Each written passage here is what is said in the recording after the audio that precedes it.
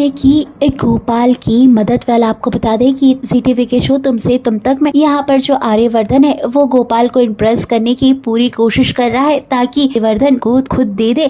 ऐसे में आपको बता दें उसने शर्त भी रखी है कि 1 हफ्ते के अंदर अंदर वो इम्प्रेस करके रहेगा। ऐसे में देख लीजिए यहाँ पर आर्यवर्धन पुरानी शर्ट पहनकर भी आता है और ऐसे में यहाँ पर गोपाल को इम्प्रेस करता है कि पहले वो ऐसा ही था, उसका ऐसा ही रहन सहन था। ऐसे में साथ में आपको बता दें कि यहाँ पर वो गोपाल की साड़ी बेचने में भी मदद करता है ताकि यहाँ पर गोपाल की सेल्स ज्यादा हो, इम्प्रेस हो जाए। ऐसे में यहाँ पर अनु भी आर्यवर्धन के इस अंदाज को बेहद पसंद कर रही है। वेल अब देखना काफी इंटरेस्टिंग होगा कि गोपाल को क्या आर्यवर्धन पसंद आएगा, क्या वो उसका दिल जीतने में होगा कामयाब और क्या अपनी बेटी का हाथ थाम देगा आर्यवर्धन से और जाएगा मोहल्ले के खिलाफ। क्योंकि यहाँ पर मोहल्ले वाले क्या बोलेंगे इस सोच को लेकर यहाँ पर गोपाल और पुष्पा अपनी बेटी का हाथ आर्यवर्धन को नहीं दे रहे हैं।